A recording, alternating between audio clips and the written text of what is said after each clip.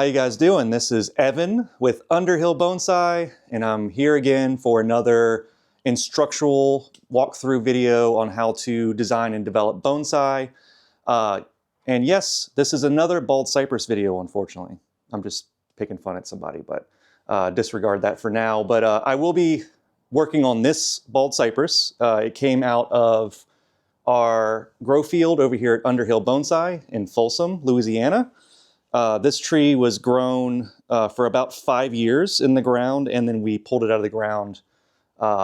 It's been out of the ground for about a year, and all this new strong growth you see in there, that's a result of the tree just really pushing and developing new branches from a stump. It didn't have anything on here.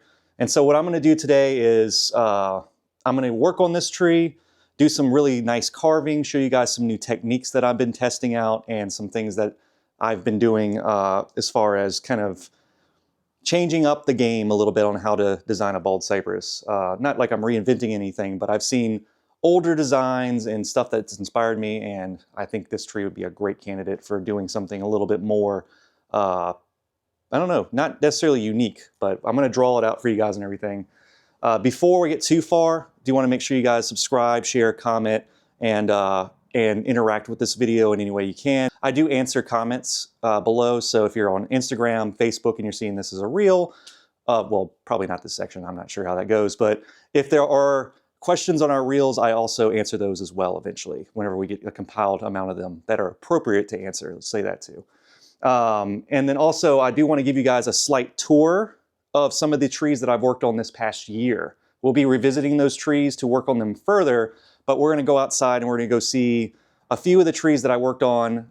Unfortunately, I can't show all of them to you guys because this is a business and I've actually sold half of those trees, unfortunately. But I do have some of the exciting pieces still left over we can go talk about for a couple of moments and then come back and work on this guy. So let's go outside. Okay guys, so we're out here with the Trident maple, the Acer Bulgarium that me and Justin worked on. I believe it had leaves on it. We defoliated it and we actually repotted it out of season. And I made that clear to you guys that, you know, we're doing that here at a bonsai nursery. So there's a lot of time recovery and there's different techniques and also spaces in this environment that I can use. This tree has been left untouched for the year since I've done that work. So in reference, there's a link. You guys can click it. Either it's going to be at the top of this video where you can go back and watch me and Justin do that work. But it was repotted into the smaller container. It was in a bigger one. And then there's actually cambium or wounds healing on the roots that I cut at that angle to get the nabari reduced back. So that's visible here, here, here, all the way around. And then all the branches that you guys see growing out of frame, that's all just letting it grow. So now I have plenty of branches to basically cut back to. And then I had mentioned that there's a thread graft or an approach graft that could be done. There's a perfect branch right here that could be laid against the trunk and thread grafted in with nails, or I can thread graft, drill a hole through the tree. There's actually a wound right here I could drill into and then come out the other side and put a branch here. But I won't do that work until springtime. And instead of doing a really full big video about that, it'll probably end up being a short or a intro to another long form. So look forward to the extended work on this big Trident maple. I'm going to spin it around so you guys can see the back where I carved it. And you can see how there's actually cambium up here where it's starting to heal already. It's kind of hard to see, but we'll have a close-up shot of that right up in here. Okay, now we're out here in the Underhill Bonsai greenhouse. This greenhouse is fully insulated, has a gas heater, has air circulation fans, the whole 9 yards. Mostly to keep our tropical stock happy and healthy in here. And for buttonwoods, like this guy here, this Conocarpus erectus that we worked on, the link for the video on working on that. Justin was also with me on that video as well. Will be at the top corner of this video. The buttonwoods really can't manage below 50 degrees. Like they'll give us a little bit of a fall color which is lovely, but usually it results in a lot of the growth falling and becoming unhealthy. And these trees really need foliage to keep in an optimal state of health. So we prefer them to stay as warm as they possibly can. Being a coastal tree, they don't really experience a lot of the cold season that we do here in more than zone 8. This is kind of where I'm at in Folsom. So this is the Buttonwood. Whenever I did that video, the tree was completely leafless. We stripped all the leaves off and did a whole rewiring and styling. And now you can see, I think a lot of the vision of my pads, they need to be trimmed again because it's been growing so nicely here in the greenhouse. But my pads have really started to fill in with foliage on this tree, and wire is starting to cut in. So I need to come in and actually spot on wire some of the foliage, like not go in and fully defoliate it, but go in and take off wire that's cutting in and then leave wire that's going to hold the shape of a branch so that it has more time to settle and to actually do what I mean for it to do, which is set the branch structure. It got cleaned up. The lime sulfur is holding up. It's very, very humid here in Southeast Louisiana, so this is just greening from the algae growing on it. So that will be cleaned off, you know, just throughout the years as it ages and we get more and more work into this tree. But next stage for this tree is going to be next year. We're going to do repotting videos and stuff, and this guy will probably show up in one of those videos and go into his new bonsai pot. So, I mean, it only went into this pot last year, and Buttonwoods recover so quickly, and actually they benefit from a yearly repotting, so I can go ahead and do that since it's kind of doing its thing and it looks great now. So it's going to be show worthy. By this time next year, it'll be back in the greenhouse, even better looking and in a good looking pot. And a few more tweaks will be done to it. So look forward to seeing this Buttonwood in future videos as well. Okay guys, we're out here in the, I guess you can say the specimen garden, or the more of the show ready trees out here. And this tree, this bald cypress, was repotted early this year. And I did a video basically called like Essential Bald Cypress Video 101 type video. And this was repotted at the end of that video. And I gave a long explanation about how important the pot was, how important and old this tree is by itself. And then there's been a couple of different renditions. There's so you guys can click on the link at the top corner here to go see that video. And also Rainy Bonsai, which I'll feature a link here. They came in and did a video with me where we did a kind of a trim back and rewire on a few of these older branches. And then we kind of talked about some things there about the history of Underhill and myself. That's a little fun video to be featured in another content creator's video. Is really cool. So this tree is now setting into fall color. So it's got this kind of bronzy yellow, partly yellowish kind of bronzy fall color throughout. It's doing it very gracefully for such an old tree. It's got even fall color through the entire tree, which usually is a sign of health through the entire tree. Means that like there isn't a weak section to worry about in this tree. So I'm pretty happy because this tree has struggled over the years. And now we finally got it to a comfortable point of balancing its health and then getting that old looking settled in mochikome style of bonsai that we seek out. Or that, you know, when you see an old tree, it truly looks old. So it took about 40 years for this tree to look old, but it's finally at this point now in being developed that it looks like this, which is amazing. So really, really appreciate this tree right now, and hopefully it'll look this good, if not better, in the following years. You guys will see this one again for sure. This is kind of like the flat top mascot of Underhill. Okay guys, this is the Foemina, the Juniper chinensis that I worked on. Link will be for this video will be up above me. This tree was formerly a giant bush, and I explained the history of this tree and how significant it is, and how old juniper stock like this is, and how hard it is to find stuff this developed. And you can see a lot of the padding and stuff that I did. It's a little bit more formed. I did some light pruning to kind of control where the new buds are coming out and to further develop the pads like I want them to be. So it's got new growing tips on it. There's a couple of spaces where the light's hitting it nice, and there's a lot of new growth. And obviously towards the top here, we're gonna have some really strong stuff starting to kind of jump out. But yeah, this was part of the thing too, was doing a really nice tight trim back on a tree like this, and even doing some of these like advanced branch building and bending techniques that I use, like where we cut this one about a little bit of like a third to a little bit more than a third of a way through to get it to come down.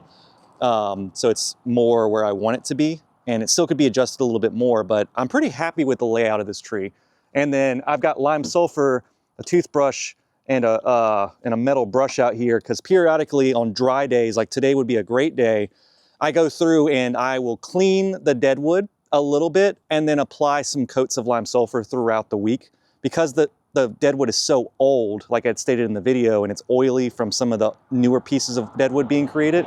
This is something that I come over and I work on as I can throughout the month, and just slowly polish the tree and bring it up. But it's so old, and there's so much good textural elements and branch structure and old, nice chunky pieces that it looks good. It's just all these little detail things that, you know, whenever I have the time, I'll go in, and then if I ever do a follow-up video of like redoing the padding and stuff, I'll do a little bit more detailed cleaning explanations as time goes on. But yeah, very excited about this tree.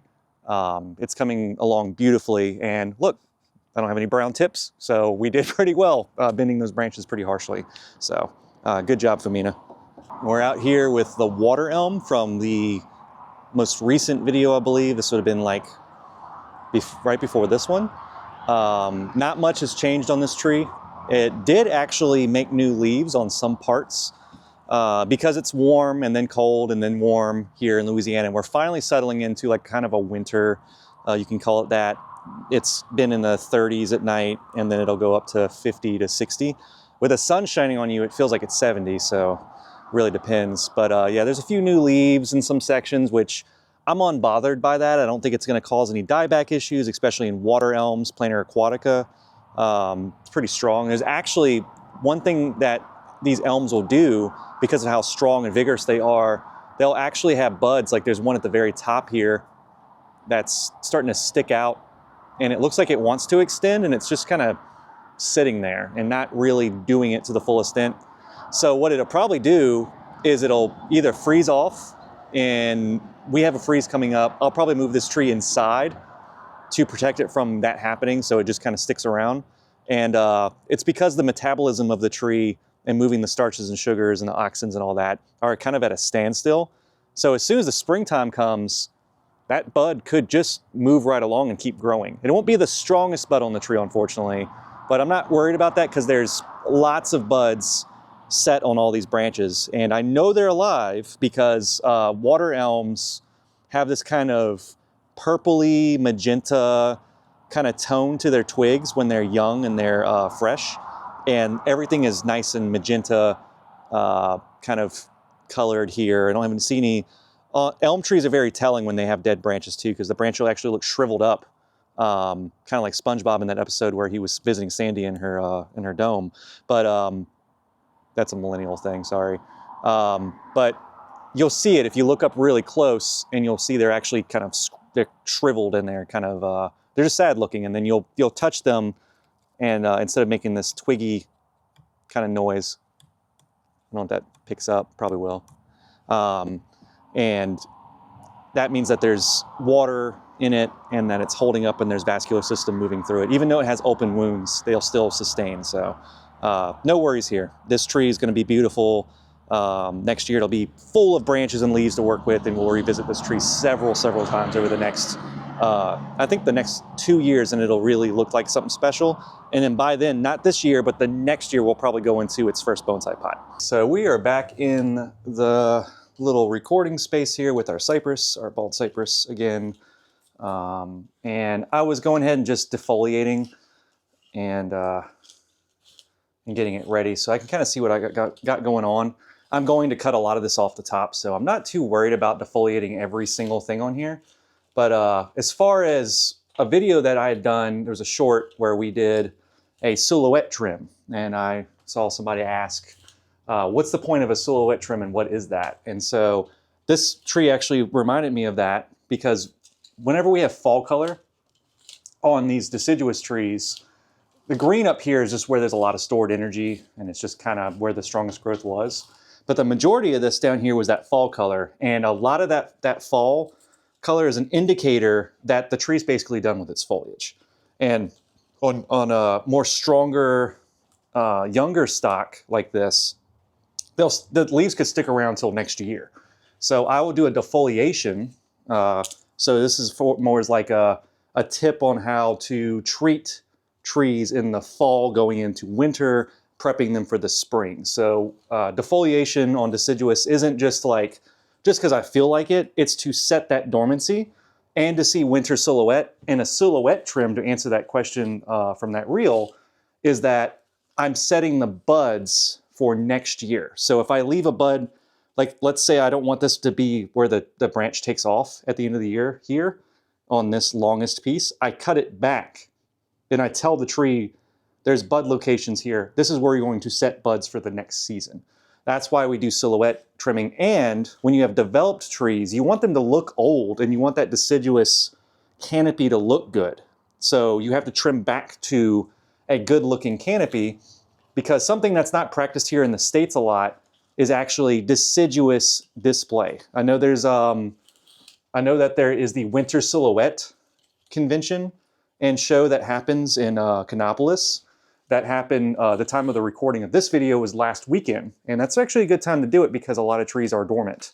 And in Japan, deciduous trees are almost like 100% shown with no leaves on them to appreciate the work in the branches. So that's what all that silhouette nonsense was about. So, yep. So that's one thing that we definitely want to do, is defoliate our deciduous trees in the wintertime and just see what's going on. Because if they have some leaves left on them, that might even trigger the growth in that really strong piece to keep growing next year and take over weaker sections anyway. So you need to get everything set back to square one, everything's on the same page, and the tree will happily balance out and have good growth throughout the tree. So one of the things that I want to talk about with this tree too is that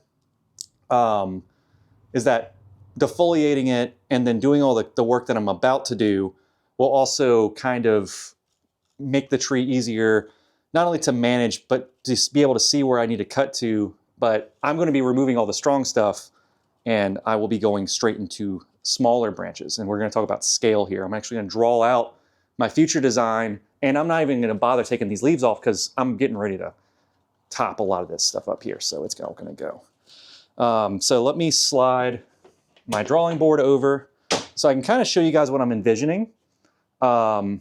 It will be based off the fact that there's a nice roll of cambium, or the wound wood, coming up into this. And this is very straight and it goes up. And that's very nice. I like that a lot. So because of how straight this section is, I will be able to make a kokan, C-H-O-K-K-A-N. It's Japanese phonetic, so if I'm saying it wrong, give me a hard time in the comments. I don't care. But that means formal upright in Japanese.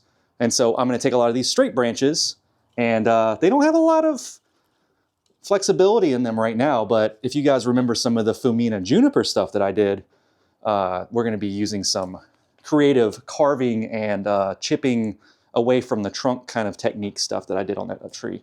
Now, some of these branches do have some flex in them. So that branch coming from relatively lateral from the trunk can actually go down, but I would like it to go even further, believe it or not. So we're gonna be doing some fun stuff. So let me draw out my design that I'm envisioning based off of the tree. Okay. So we have this really nice stable trunk line here. Goes straight up. I mean, when we talk about formal uprights, there's a couple of things to know about formal uprights. They have a tendency to, I'm just going to kind of draw in the branches that are on the top here so we can kind of have them illustrated, and I'll talk about what we're going to do here. Formal upright means that the trunk Let's see. Just gotta give him some nice surface roots. Use our imaginations here. I would like to do it in black marker, but I can only find my blue one today. I've got green, so we can do some contrasting foliage stuff. So formal upright means perfectly straight or very close to perfectly straight. So that Foemina that I worked on could be classified as a formal upright, even though a lot of the branches do have some different little movements in them. A true formal has very straight branches. So this tree here has a lot of these branches that kind of grow up and out. So what I'm going to end up doing, and I drew more taper than there really is in the tree at the moment. You guys can probably guess what I'm going to do here is I'm going to get rid of the taller, straighter, chunkier, or not straighter, but big chunkier sections. I'm going to get rid of those. There's a really strong piece out the back, and I might make it into a gin. It's totally acceptable to make a gin on formal uprights that have some kind of weird movement or suggestion of old age. And then the visible trunk line, the live line of the tree is still alive and it's straight. So I will be carving this out here, and then all these branches that are up, I'm actually going to do that wedge cut method. But I'm going to use a Sawzall this time to make my life easier. I'm going to wedge cut them. So it's going to look something like this. So I'm going to cut into the trees. There's going to be a wedge cut like this. The branch is going to be off of the crotch kind of area like that. And then those branches are going to be placed super straight down like that. So we're going to have branches that kind of drop down like this through the whole tree. Boom, boom, back and forth. And a true formal upright has first branch, second branch, and then it has kind of like a middle branch kind of thing that sticks out sometimes on certain builds of formal uprights. And then even the top, everything is straight and it comes straight out. Now this tree is going to have, for a little time, like I said, I erase on a dry erase board like a caveman, so disregard that. So for a short time, this tree is going to have a nub right here in that trunk line, and where it's carved, I can actually see it. It's going to be carved like this here, and then this is going to be another section where it's going to have that. And then I'm actually going to hollow this tree all the way down to the base. This is going to all be open, but there's going to be dead wood in here. So it's going to have some craggy deadwood pieces coming off on the top, and maybe some snags is what we would call these pieces here. So we got straight branches. That one's getting out of control. There we go. So we got these straighter branches. So we'll have branch, branch, branch, branch, branch, back and forth till we get to the top. And for a long time, we'll have a stub up here. So to kind of illustrate the bark of the tree a little bit more, I'll do some like finer lines to show you guys where the live section and the vein of the tree will be. And then this will be hollow in here. This will be deadwood. And so for a while, it's gonna just be a stub. And I've actually created quite a few bald cypress bonsai like this, where I find my trunk line and then I stub here, because one day a bunch of branches are gonna pop out of this, like next year in the spring. And then I'm gonna have the opportunity to take some of those branches, like let's say I have this straighter piece and I cut that off. Just get a dry erase eraser. What are you doing? I'm going to cut that off. I'm going to carve into that. It's going to take really simple carving, and then that's going to thicken, and then I'm going to rebuild the top into what would be referred as to like that very classical John Naka approach of foliage mass and padding on this tree. And so once I build all that out, green marker time. Then I will, because it's going to look weird. It's going to be stubs because these don't have refined twigs. They're on the ends. I might be able to use a little bit of it, but I'm going to cut most of it off to refine them back and get taper in the branches too. And then I'm going to do a very super old school look where we're going to have foliage. Oh, don't fail me now, green marker. We're going to have foliage coming off of the branches just like so. Like that. And I wanted to do a tree like this because I don't have a lot of trees like this at the nursery. I mean, I would love to create this style. This is a very classical style. This is like what a lot of people think of when they think of bonsai, is they think of that pyramidal, very strong triangle shape. Is that green showing up?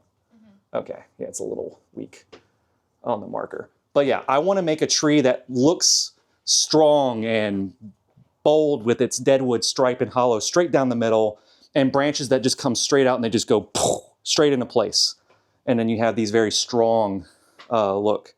And it's what I was kind of alluding to in past videos is that I work on bald cypresses and then I work on junipers, and Foemina and John Naka go hand in hand. And so if I do a cypress tree similar to how he would style a Foemina, then we can make something beautiful with this piece of material here. I mean, I see it, it's there. I've just got to go in and do all the crazy carving and work. So we're gonna bring the tree outside, and then I'm gonna give you guys a run through of my carving and my protective gear thing and all that good stuff. So let's go do that. Good? Okay, so we are out here once again to carve another bald cypress, and personal protective gear, or PPE, or personal protective equipment. Disclaimer, I do this a lot. I know what I'm doing. I've carved many of bald cypress and many of trees. I've done it for clients. I've done it for myself. I've done it for the nursery. So I know what I'm about to do here. So know that I am a professional. Also, I am very well aware of this tool. I know we had comments and questions in the past and saying nothing can save you from this blade. I'm well aware of that. But when it comes to carving and doing the stuff that I need to, this is one of the fastest and easiest ways to carve, and you guys don't have to sit here and watch me carve for 4 hours. You could watch me carve for 10 minutes. So let's go ahead and do that and not be here all day. So first I'm gonna make cuts with the Sawzall to remove a couple of branches and make wedge cuts into the branches that I want to bend. So let's do that real quick. So I already know, and I'm gonna remove some bulky stuff. I know I don't want this branch to be this long. I'm gonna make a gin out of it, so I'm gonna go ahead and remove it. So that was that really big bulky branch sticking off the back. Sayonara. All right, and then I'm gonna go in and actually, I'm gonna turn it around so you guys can see. So I've got another branch that's like, whoop, it's like very, very straight. There's no way I'll ever bend that. So I'm gonna make another gin out of that one. So we're gonna go down to these more flexible, slightly younger pieces. When I say younger, they might be like months younger because of how fast these trees are. Let's start here.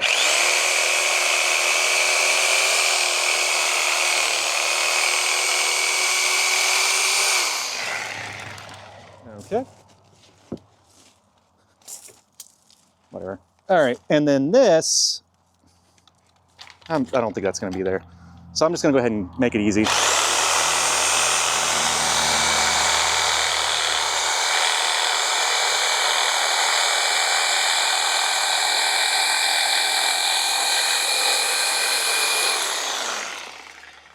And I go nice and slow so that I don't blow any branches off that I would like to keep. I've done that a few times. It's hilarious. All right, let me go in and make my wedge cuts. I would like to keep this guy because he kind of runs in line with my top here. So wedge cut, it's as simple as this. I'm gonna go in at an angle above the collar of the branch so that I don't really like go crazy here, because giving the collar gives it more meat so that it doesn't tear away when I go to bend. So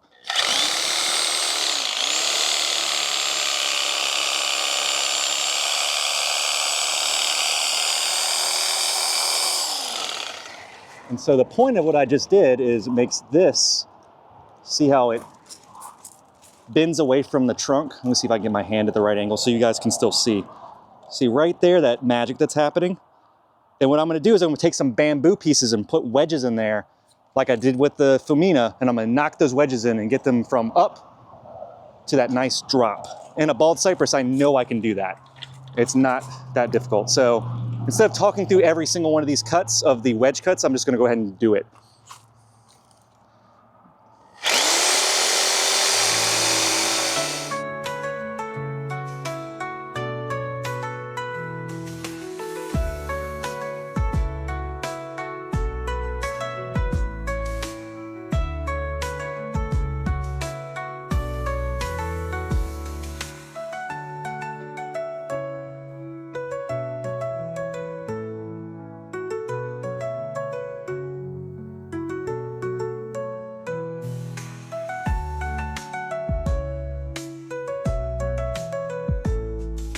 And then right here with this one, because it's so straight, and we actually have a nice little piece here to start our process. It's so straight, and there's not really much going on. What I'm gonna do is I'm gonna shorten it to these twigs here because I know there's buds here. And this grew so fast, I can actually see like the eyes of a potato. I'm known for saying that a lot about bald cypress buds on the trunks. You can actually see them. And so I don't want to take any chances and just kill the top right out. So I'm going to leave some of those viable young shoots up here and just shorten our tree a little bit.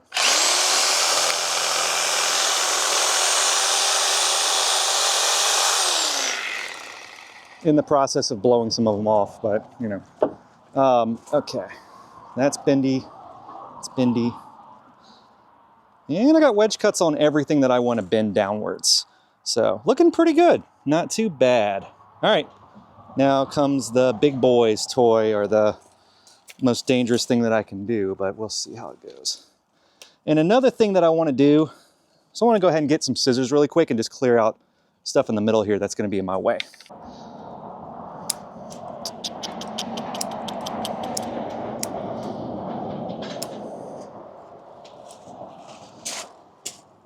All right.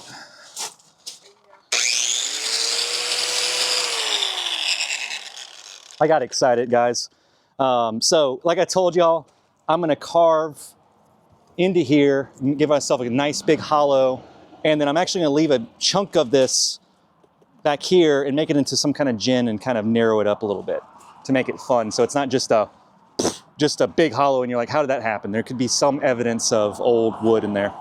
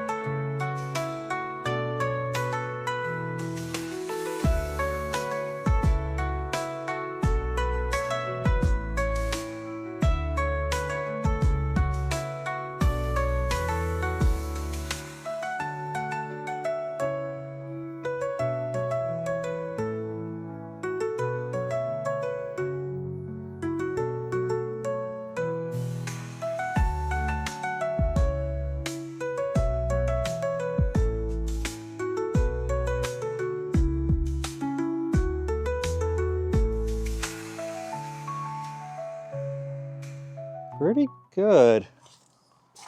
I was gonna leave some deadwood stuff out here, and then I kind of looked at it after the fact and I was like, it's too big, it's too bulky. It takes away from the line of my trunk, and I'd much rather show off the base and the hollow than rather go into that. And I usually do what I call a rough-in carving. So this carving is very just straightforward. removing lots of wood, big chunks of wood, and then I'll go back with a blowtorch after I'm done kind of wiring out. So I'll show videos of that later. We'll clip that in kind of like at the credits of this video, and I'll blowtorch this in here. It's not very exciting, but I'm just basically burning this wood to advance its age, to make it look a little bit more weathered, and to dry it out and get rid of some of the fuzzies on there. But yeah, you can see all that wood that I just grinded up. So I'm gonna clean this up, take off all this sawdust so we can see the base again. And then we're gonna move back inside and do some basic wiring, a little bit of wedging with the bamboo pieces, and then we're gonna talk about the future again with trees, like we always do. So I'll see you guys in just a second. Okay, so I'm back in here, placing my wedges. So this is pretty straightforward, guys. I'm taking bamboo wedges that were stripped down that you would use for like repotting, and I'm layering them up in these wedge cuts that I made, and literally just going in and forcing that branch to start coming downwards. See it coming down? And it's actually splitting it, and the way that wood grain works is it splits pretty evenly as you go in. So that's about right.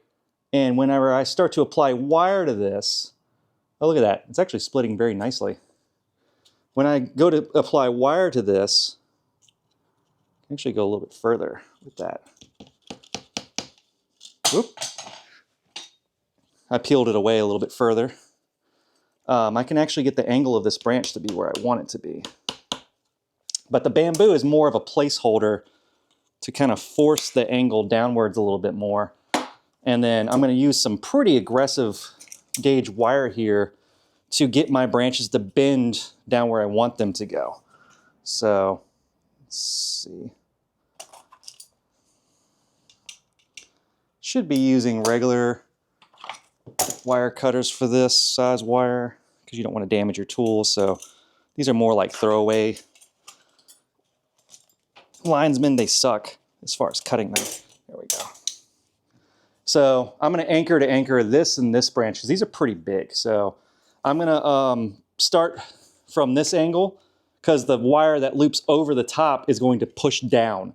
If I came from this angle, the wire that loops around, it will be better for pushing up. So that's a wiring tip. That's some wiring 101 stuff right there for you guys. And I always, when I do these big pieces of wire, I always press against the trunk pretty firmly to make sure that I can get that first anchor sucked up against the trunk. I'm going to go around my other branch being very gentle because I just split the branch away from the trunk right there. And then I'm going to apply the wire with nice even pressure as I go down the branch. I'm not worried about consistency on the way that I apply the loops, but I'm just worrying about control over the branches as I bend them, and so I don't rip them away from the trunk. You can hear on the mic, probably can hear like the crackling of the wood. It's like, the tree's like, stop, stop. It's like, well, we're already this far, bud.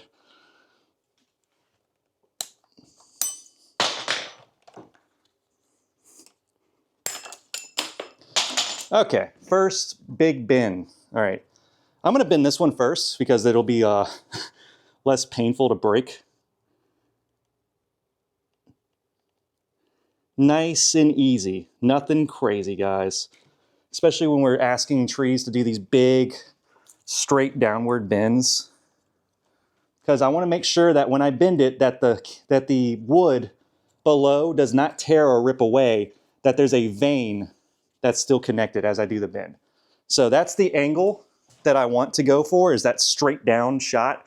And then I can use the leverage of this wire. Bending here is the scary part. Bending in the middle of the branch is not so bad. So a lot of my bending is actually happening on the exterior of the branches. Yep, I'm gonna have to rip this even further to achieve that angle that I'm looking for.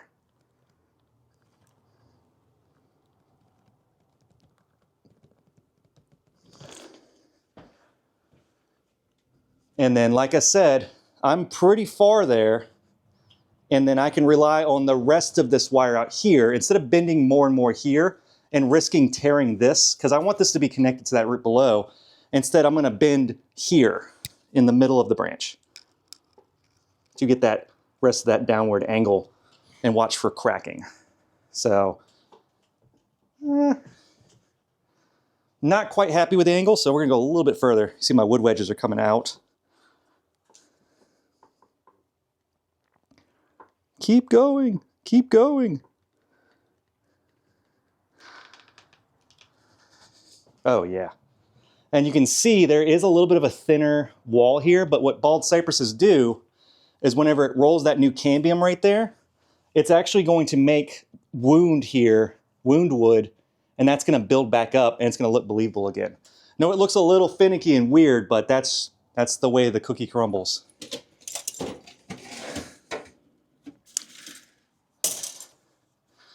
And not so aggressive wire on these guys. Let's see if I can go ahead and knock these out real quick. Every branch has to be straight down and at the same orientation coming off the trunk. So we're going to do the same with these guys up here too.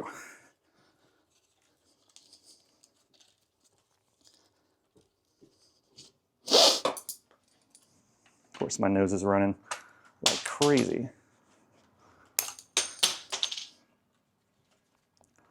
And these smaller branches, you notice I did not do a wedge cut on because it doesn't really matter because they are so small.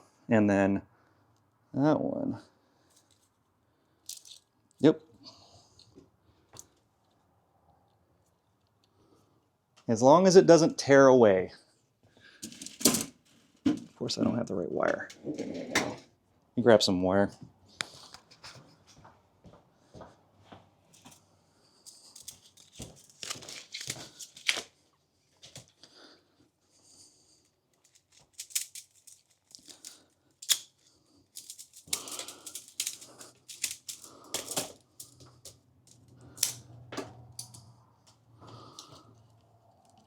Go for it. And you know, if a branch dies, then it dies.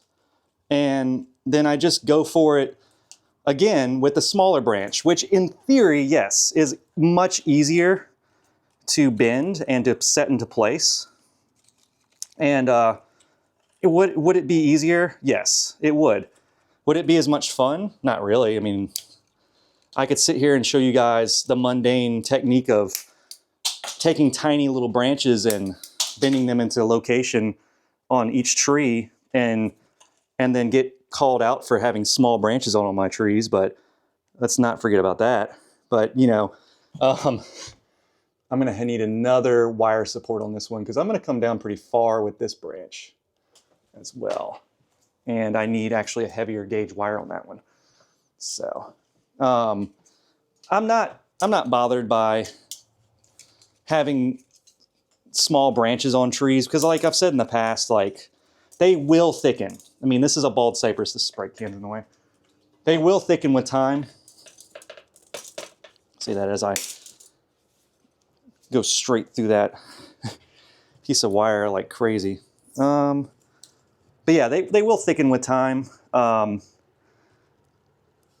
I'll get bigger branches just from the bonsai aging, simply just existing and growing at the nursery here. So I'm not bothered by small branches or disproportionate branches because they can always be grown out and given more taper and more development because, I mean, bonsai should be not just a few years, it should be decades of work. So I'm not worried about that.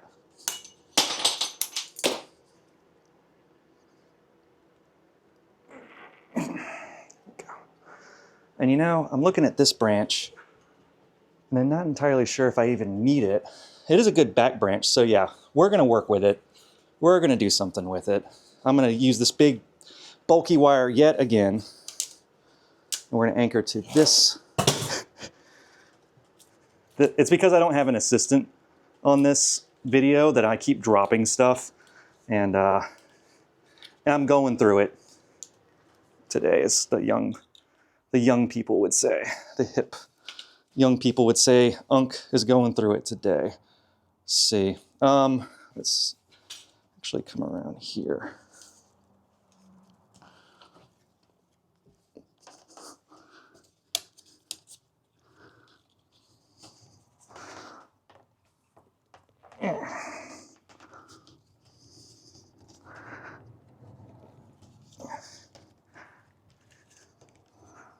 All right, look at all that crazy giant wire. I know it's not touching the trunk right there, but I'm not bothered by that.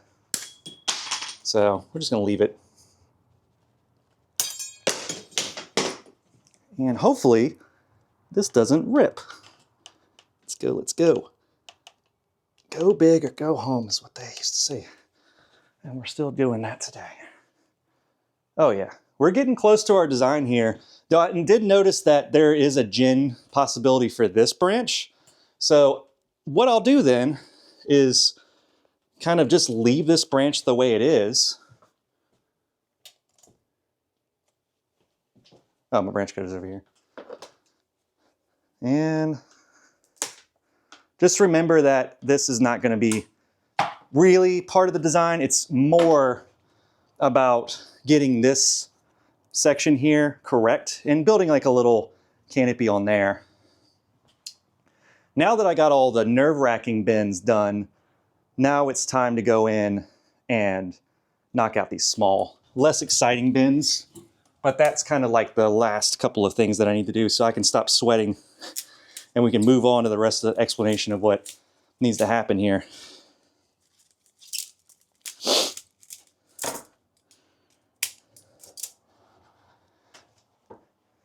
But that's me though.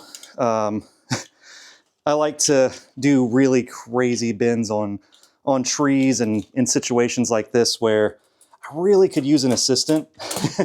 And that's a tip for working on these types of trees, doing big bends and stuff.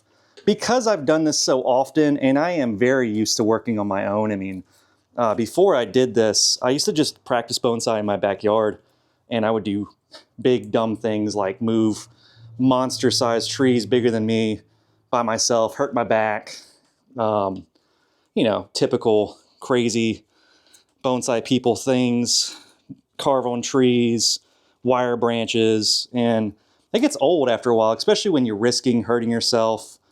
So that's why when I can get my buddy Justin over here, my student and buddy, to come help me out, it's always a lot better because then you run the risk less of hurting yourself and things going wrong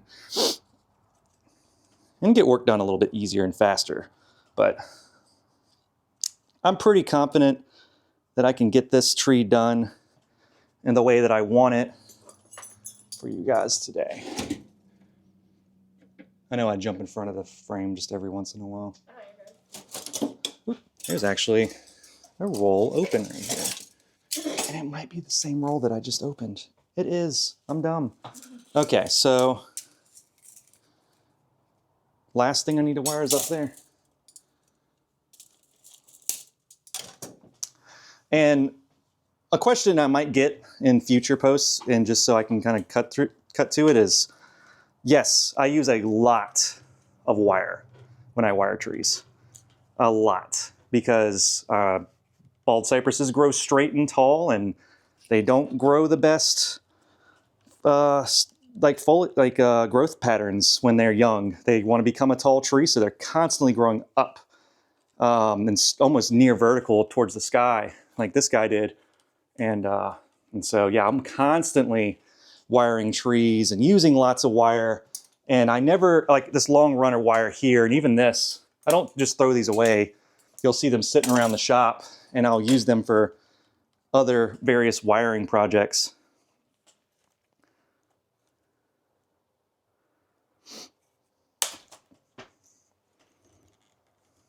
Leave it in. Don't even edit it out. they have to know that I break branches every once in a while. That's going to be perfectly okay, because even though it broke, not bothered by it. It's still connected, and like I said, if a branch dies, it dies. I am totally okay with that, because I can always go back and grow a new one. No, it's not the most exciting thing to hear, but it happens. And then these twigs, I'm not super attached to these twigs because I do hope to rebuild the branches further up on these pieces. But yeah, it looks like we got pretty close to the drawing here. We got this big branch here. It's not as low as I illustrated it here. And the trunk also doesn't flare out like this. It's a little narrower. It's more along the lines. It's more along the lines of this, where it goes a little bit more straight down, which is still fine. As time goes on, and the surface roots of this tree are more revealed, as the surface roots are more revealed on this tree, the flare will become more and more obvious. For now, like I said, this is just a straightforward rough-in design, and all the branches are straight out from the trunk. And one of the things that I can check is that if this angle is correct, all of these branches should never intersect each other. So this one's the lowest dropping branch, so I can actually come up just a little bit on all of these. Because in theory, the higher up in the tree that these get, the more they'll go from this, and they'll kind of start going up a little bit. But I want that older look, so eventually all these branches will merge, and then I can build a nice little top crown here, and then do what I'm trying to do here. My growth will start back here, and then build over the top of this here, and then I'll have like that layered effect on this thicker branch. And yes, I will grow out sections and cut this back and stub it back further and taper this eventually, but right now it's just getting the branch structure right. Pardon me. Let me put one piece of wire, which I don't have thin wire. That's the thing that's kind of bothering me here. You know what, this will probably work for now.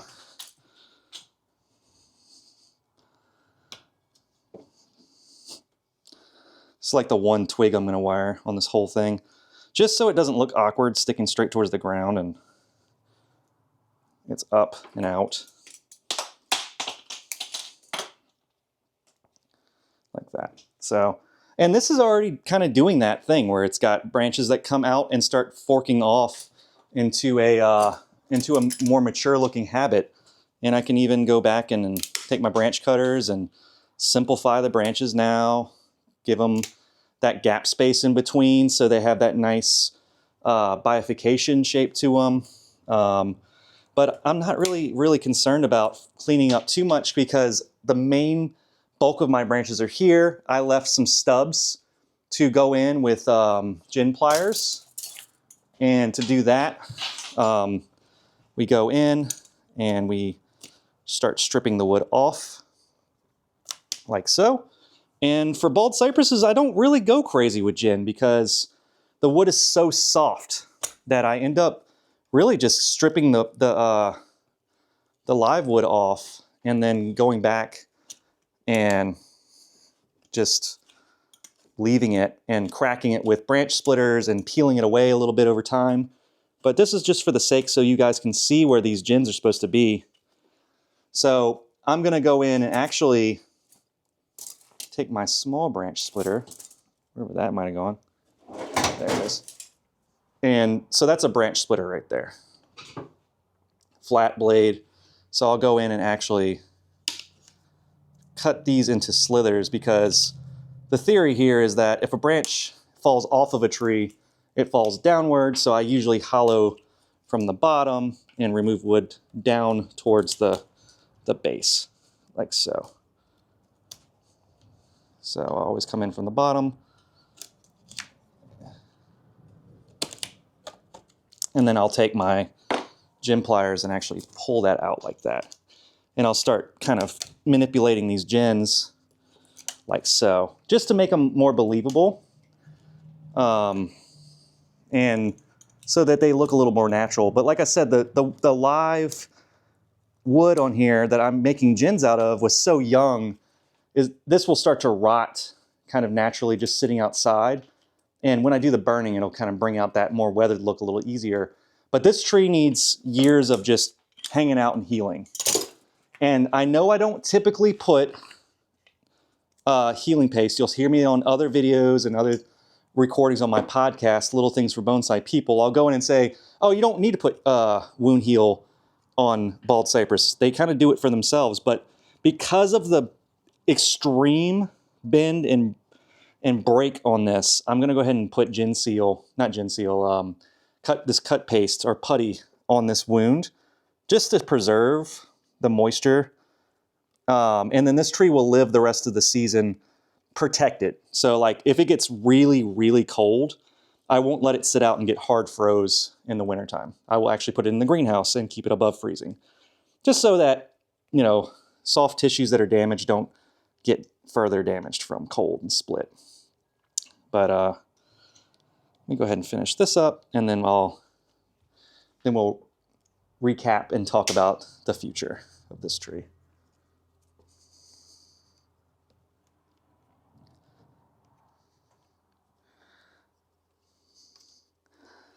And a little tip about putting putty on a wound like this. I'm not worried about the deadwood or the heartwood sections because those are just that's just going to turn into a deadwood feature. I'm more worried about the edge where the cambium, the xylem and phloem will exist and heal. So I'm only doing the edges of this.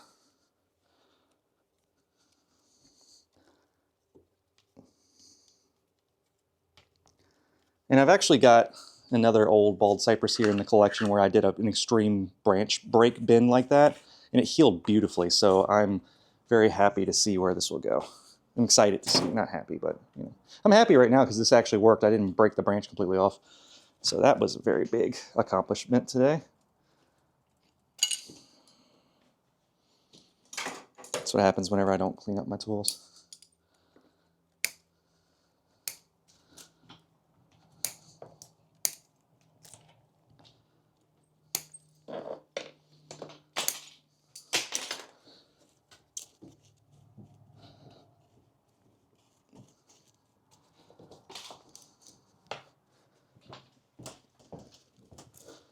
Just kind of cleaning it up for the post work so you can kind of see the base a little bit better. Okay. Put this outside. All right, so I had to change the front of the tree slightly. I am aiming for, you know, the trunk line to come straight up into this, the branches to come straight out. I'm going to spin it around so you guys can kind of see the damage that I did to it today. But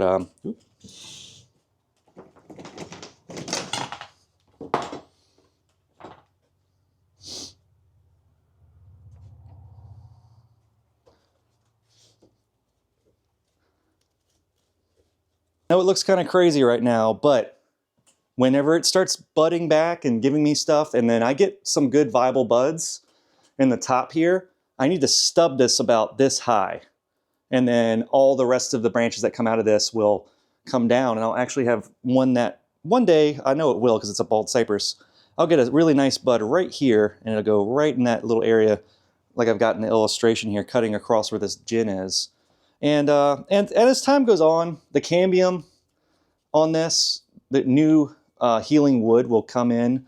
I drew my wound a little bit differently. I might go back out off camera and just for fun finish this carve. I just can do that a little bit later. And just bring that down a little bit further because I do like it closer to the nabari.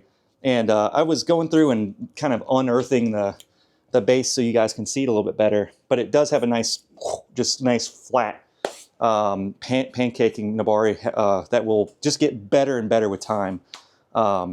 Just because bald cypresses, as they age and as they are allowed to grow freely, this trunk will change and change. And one day, when there's a cambium roll going alongside this wound, this will actually make a vein, a new live vein look, and this will have a different shape to it. It'll be rounded. It'll have some wandering patterns through it.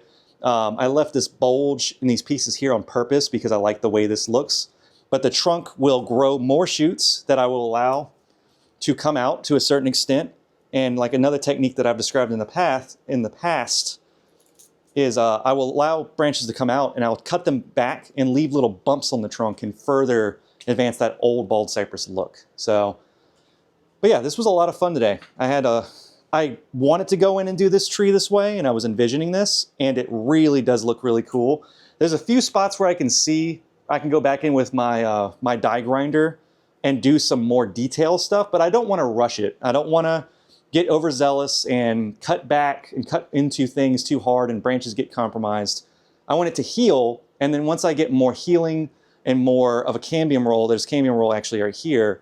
Once all that starts to do its thing, then I will feel more confident to continue more carving technique and further design this tree, because bald cypresses, this is why I talk and preach this species all the time. It's like malleable as clay, as Play-Doh in a way. I mean, it's more like a Play-Doh. I'm going to compare bald cypresses to Play-Doh because you can make something and then you can go back later on if you don't allow it to dry out, your Play-Doh to dry out. But you can go back later on and actually make adjustments throughout the years. I could recarve and reopen wounds as many times as I want, as long as I give that trial period of letting it heal, make new cambium, make new growth, more rings on the bark, and start to heal these branches so they're not so crazy. Just realized that this branch angle wasn't as steep as it needs to be. Back here, it needs to be down. Yeah, and then years to come, this will be a great tree. I wanted to start a yet another long-term project for Underhill and for me personally, so you guys can watch the evolution and I'm not full of crap. I'm actually talking about through experience and what we can do with this species. So thank you guys so much for watching. I can't wait to show you guys what this tree will do in the future. This is a lot of fun doing these crazy bending techniques and applying all these different methods of using old branches and doing deadwood features on purpose like this. I can't wait to see what the evolution of this tree and just overall bald cypress as we continue to share knowledge of what we know. So anyway, thank you guys for watching. Share, subscribe, comment below, and let me know what you guys think, and I will respond in the comments. Y'all have a great day.